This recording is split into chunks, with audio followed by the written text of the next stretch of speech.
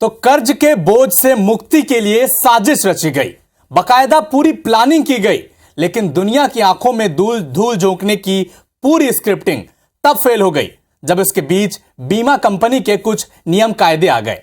आप भी सोच रहे होंगे कि इस कहानी में बीमा कंपनी कहां से आ गया। चलिए इस रिपोर्ट में बताते हैं।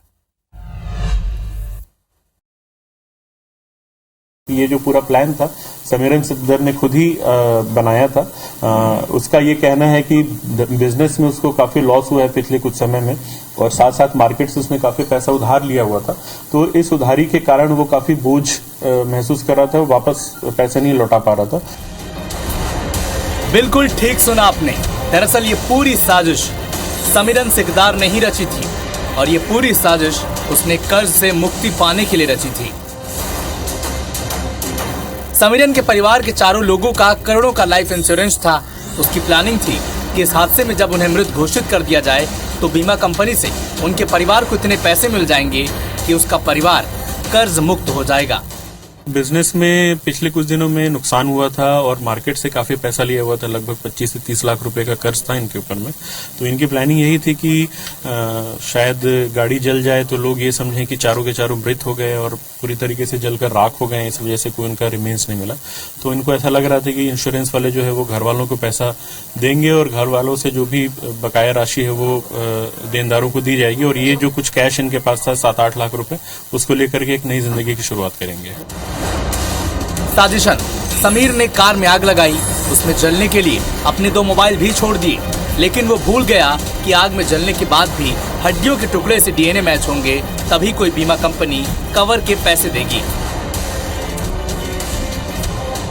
अपनी प्लानिंग को कामयाब करने के लिए समीरन पहले रायपुर आया, फिर प्रयागराज, पटना, सिलीगुड़ी, गुवाहाटी चला गया, लेकिन उसकी नजर खुद को लेकर और पुलिस की हर एक मूवमेंट पर थी। ये लोग इलाहाबाद के लिए निकल गए, इलाहाबाद के बाद पटना गए हैं, बिहार गए हैं।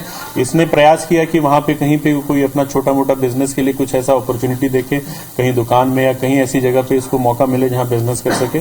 वहां नहीं मिला तो फिर वहां से सिलीगुड़ी होते हुए ये गुवाहाटी पहुंचे, और गुवाहाटी पहुंचने के बाद फिर 1-2 दिन वहां पे भी प्रयास किया। समीरन ने छत्तीसगढ़ की खबरों पर नजर बनाए रखने के लिए बिहार में एक सिम खरीदा और सिर्फ इंटरनेट के जरिए खबरें देख रहा था। जब उसे ये पता चला कि पुलिस उसे मरा हुआ नहीं बल्कि लापता बता रही है, तो उसकी प्लानिंग फेल हो गई। इसीलिए वो फिर ओडिशा होते हुए पखांजूर वापस लौट आया और पुलिस को अपनी मौजूदगी की सूचना दी। में जो प्लानिंग थी वो प्लान ये लगातार बिहार में जाकर के इसने एक नया सिम भी लिया था और इंटरनेट से कनेक्टेड था उस सिम के माध्यम से। तो ये ई पेपर के माध्यम से यहाँ की खबरें रेगुलरली ले रहा था, और इसने जैसा बताया कि जब मैंने देखा कि मुझे मृत नहीं माना जा रहा है और मुझे लापता माना जा रहा है, तो मैं समझ गया कि जो मेरी प्लानिंग है वो फेल हो गई है, क्योंकि लापता होने पर इंश्योरेंस का पैसा नहीं मिलेगा। ये परिवार के साथ फिर गुवाहाटी से वापस उड़ीसा होते हुए पखांजूर बाई रोड आया और फिर इसने पुलिस से संपर्क किया। समीरन सोचता था कि वो शातिर है, लेकिन उसे खाकी के खून में बहने वाले तफ्तीश के तरीके का जरा भी इल्म नहीं था।